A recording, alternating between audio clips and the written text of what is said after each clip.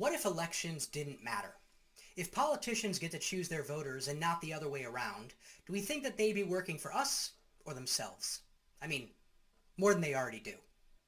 My name is Joe Zahn, and I read about Missouri politics so you don't have to. This is Some Guy with a Tie.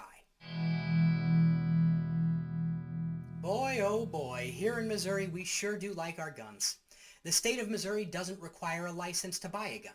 We passed a law that said that police weren't allowed to enforce any federal laws the state doesn't approve, which coincidentally also has a loophole that allows accused domestic abusers to buy guns while they are under orders of protection. And most adults can carry firearms without permits in many public places across the state.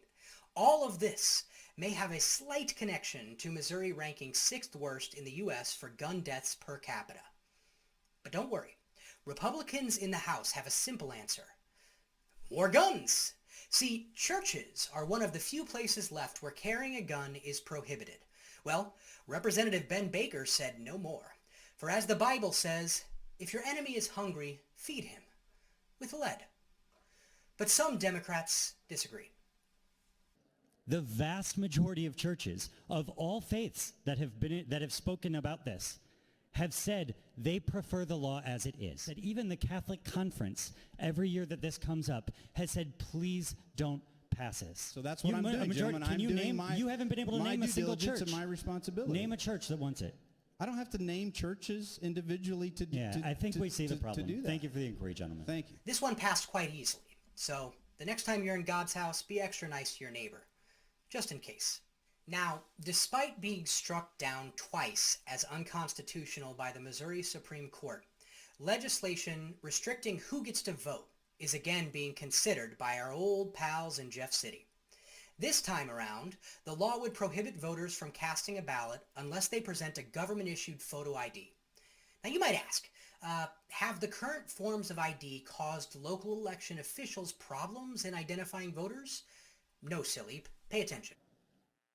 97.6% of the people that voted in November's election in St. Louis County used a driver's license or a picture ID state issued. So what we're talking here now is 2%, 2.4%. So it is a small number. So I don't know that you're going to be depressing the vote. Not to be Mr. Numbers over here, but 2.4% of voters in the last election, it would have been 103,000 votes. There is not a widespread voting fraud issue in this state. It's primarily would only deal with voter impersonation issues, if someone's pretending to be someone else. That's not an issue in Missouri. There's never been a prosecuted case in Missouri. As far as the data, does it suppress the vote? There have been studies that suggest that it does. I mean, the Government Accountability Office looked into this. In states that required photo IDs, 2008 to 2012, it did suppress voter turnout. And there is a discrepancy with minorities going to present photo IDs. They're asked at a higher rate. And another issue, too, is with these photos, it's not just a photo ID, it's the ID can't be expired, right? And so there is a direct impact on elderly communities because oftentimes they don't drive, they haven't got driver's license updated, and therefore they don't have a valid license or ID that is past the expiration date.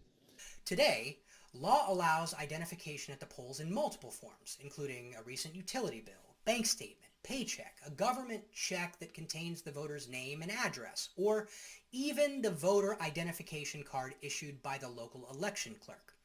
But now, only a photo ID, such as a state-issued driver's license, would be allowed to vote. That's right. Even the voter ID card issued by the local election clerk would be off limits. But they'd tell you it's not going to matter that much. Still an obstacle. You still have the provisional ballot. If you're registered, right, you can still vote. You don't get denied at the precinct to the polling place with this bill. It just doesn't happen. You can still vote. So, this bill basically just confuses people, and they can still vote provisionally even if they don't have a photo ID. Cool. Good talk. Missouri's favorite son and my dear friend, Josh Hawley, has been asked to stop selling a mug featuring a picture of him from January 6, 2020.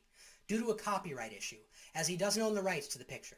The mug, featured prominently on his website, costs $20 and is apparently great to enjoy coffee, tea, or liberal tears. Now, before we move on, I just want to mention, drinking another person's tears is not hygienic. Now, I'd like to speak to Josh directly on this, as I know he watches the show. Hey, buddy. I know you're feeling pretty good right now, considering your very fair questioning of Judge Jackson and the news coverage around that, but this whole mug thing, it's a bad look. I mean, I'm not sure if you're aware, but right after you gave those folks the old Jersey salute, they attacked the U.S. Capitol. I get it. It's a good-looking picture. You look tall. But as I always say in our barbershop quartet practice, that and your strong baritone will only get you so far. And now it's out that the merch is made in China? I mean, I hate to be that guy, but you introduced a bill to require goods be made in America, not China. I realize mugs weren't included in the bill, but I'm just saying. And now, for more fun, let's dig in. It used to be that the idea was once every 2 years, voters elected their representatives. And now instead, it's every 10 years, the representatives choose their constituents. You know what that means. It's redistricting time! That special time once every decade where we get to bust out this bad boy.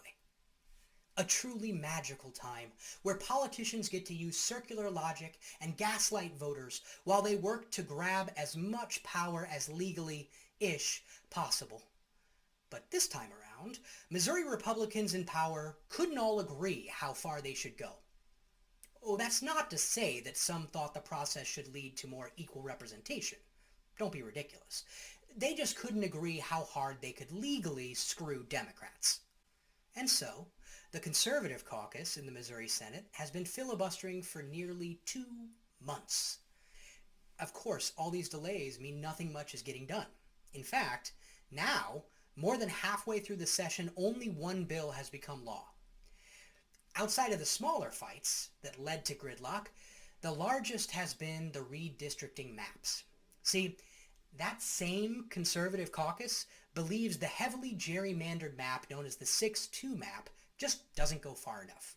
They want to see a map with 7 Republican seats and only 1 possible Democrat seat. Because reasons? If we take out CD1 as far as the state of Missouri, Trump actually won the state of Missouri by 25 points. Sure. If we took out St. Louis, Trump would have won by 25%. But it doesn't quite work like that. See, if I took out the dough from an Emo's pizza, it would be low carb, but it wouldn't exactly be a pizza either. Well, at the end of the day, cooler heads prevailed, and the Senate settled on the regular gerrymandering. A 6-2 map where gerrymandering has led to some weird-looking districts. Here's an example. District 4, where currently Mizzou is placed in a different district than the football stadium. The outcome of this map will result in a serious disparity between actual votes and seats won. Check it out. In the last House election, Missouri was a 60-40 state by the vote count. But the spread of seats is 75-25. And I have to stress this again. This was the compromise. 7-1 is worse. At this point, Republicans aren't even trying to hide it. Many have simply said, yeah, of course we gerrymandered the hell out of this, but Democrat states do it too. So what can we do? Well, the simplest solution would be to take the politicians out of it. Like, what if we created a nonpartisan body, like a voter commission or a demographer that could draw the maps without direct political hackery? In 2018, Missouri voters approved Clean Missouri. The constitutional amendment calls for a nonpartisan demographer to create boundaries with the idea of creating competitive districts. The idea is to prevent one party from having too much power. Yes, like that! Wait, we tried it? And it passed with over 60% of the vote. Well, what could go wrong? Amendment 3 is being called Dirty Missouri by some groups opposed to gutting Clean Missouri. What they're actually trying to do is a map rigging plan that's unlike anything Missouri has ever seen. The goal of Amendment 3 at the end of the day is to have maps that are drawn in back rooms by lobbyists and political operatives to protect their favorite politicians. 51% of people voting in favor compared to 49% against. Just a slight difference there. You can see about 58,000 votes separating those two. This changes the redistricting process voters approved back in 2018. Oh. Now what? Short of elected officials passing a bill that would actually limit their own gerrymandering, passing a nonpartisan voter commission seems the best option. It's helped in other states. For example, in states where politicians draw the maps, 36% have been struck down as illegal or had to be drawn by courts.